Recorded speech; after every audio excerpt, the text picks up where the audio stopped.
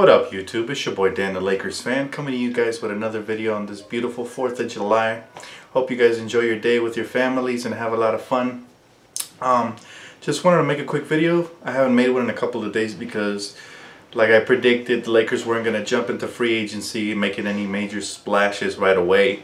If we did make a little minor splash, it was going to be after a couple of days. It's now the 4th of July and so far it's just been all rumors. There's been some good rumors and some not so good rumors, but just wanted to break down all the talk. Now, a lot of people were asking me on Twitter, what do I think about Rajon Rondo, potentially coming to the Lakers?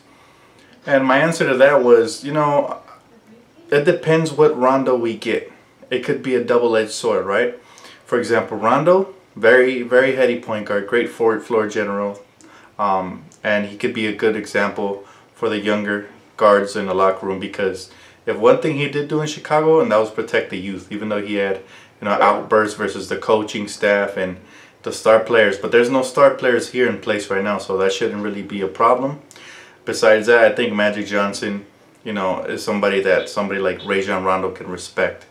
But other than that, the cons of adding Rondo would be potentially taking away playing time from Lonzo Ball, potentially Rondo wanting to be the lead guard on the team and not buying into being a backup point guard or just being a great locker room presence, right? That's the risk with Rondo. He's always been a head case. I don't think that'll be a problem in LA if we do get him though, because of Luke Walton, and he's just a great coach, the type of coach that players like Rondo would most likely respect and want to play for.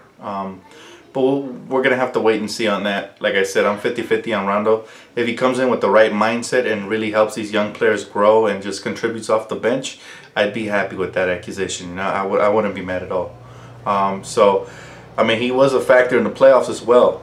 We can't forget, they were up 2-0 versus the Eastern Conference leading Boston Celtics when Rajon Rondo went down with an injury. And then that whole series turned around. They got swept after that. The Chicago Bulls did. So he still got a lot of game. He can still average from 6 to 7 assists off the bench. He can still be very good for us. So let's not get 100% down if we do pick him up.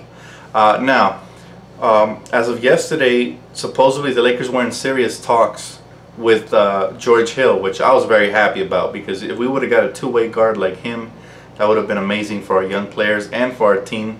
Potentially even to crack the playoffs, even though I know the West is super stacked, but you just never know. There's always injuries and things don't always click for every team. So George Hill would have been a great addition. Unfortunately, he chose the money and he signed a 3-year, $57 million deal with the Sacramento Kings. By the way, congratulations to the Kings. They were amazing in signing George Hill and Zach Randolph to add to all those great lottery picks those great draft picks they had.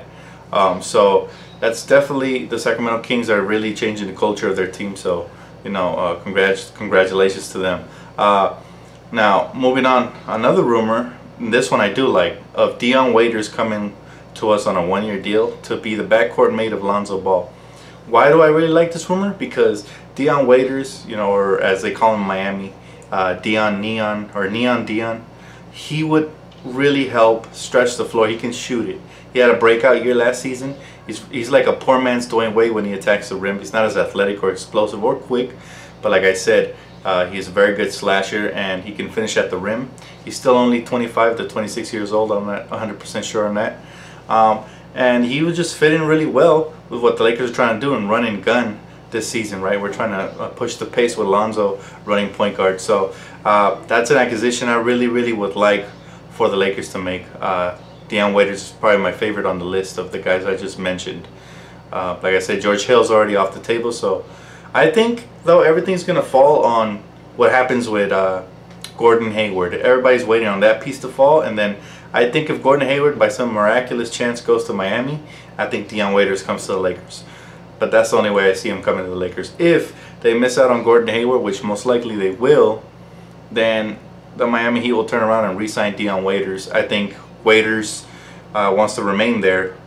That's why he didn't sign a contract with the Lakers. Lakers are plan B. Like I said, a 1-year deal is not as lucrative as a long-term deal. With all this money to be had, if guys can lock up millions of dollars, they're gonna go for it. You know, that's what that was the difference between us and George Hill and not, is that they gave him 3 years compared to our only 1 year deal. So it's gonna be a tough offseason. Jamal Crawford is the latest rumor now. He's supposedly involved in a 3-way deal between the Denver Nuggets and Atlanta Hawks and the Clippers. And supposedly if Atlanta lands him, they're going to probably most likely buy him out. Now if that happens, he has interest in staying in LA and playing for the Lakers. This would be a good get for us because he can spread the floor, but it's not the best grab because, again, he's 36 years of age. He's older. Definitely on the decline.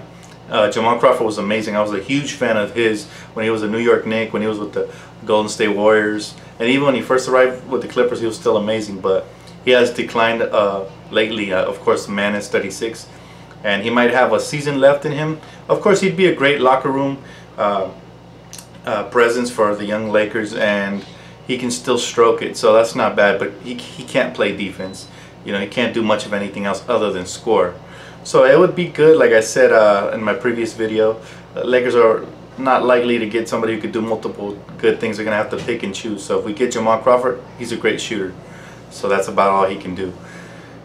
Again, I wouldn't mind the acquisition, but not my favorite. I prefer Dion Waiters. Ben McLemore unfortunately signed with the Memphis Grizzlies. So we have limited options at this point. Again, we weren't looking to strike a major deal in this offseason, so I'm not really making a big deal out of it, guys. I'm just happy that, you know, guys are meeting with us. Like, I was really impressed. If we would have landed George Hill, I would have been super hyped, guys, because I think playoffs would have been around the corner. But again, a lot of things have to go right for us to make the playoffs. The West just got even deeper. Most of the Eastern Conference players came over here to the West. Paul George, Paul Millsap, what's his name, Jeff Teague. You know, they're all coming. They're migrating to the West, and again, the East is weaker than ever. So it's going to be really tough to make the playoffs. I'm still optimistic because you never know. Injuries do occur. Players do develop. Situations do change during the course of a season, 82-game season. So there's always a chance. And let's just keep the hope alive that we sign a very useful free agent. Aaron Fowler's still out there. There's still plenty of two-way guards who can defend and shoot. So I'm really looking forward to this, guys. Again, I'm sorry for the dog barking. I hope that you guys have a great day today and enjoy it with your families. I know I will. And as always, keep it locked right here for all things Lakers. Hopefully we land somebody good, guys. Keep your fingers crossed. I'll catch you guys later. Last night took a L, but tonight I bounce back. Wake up every morning.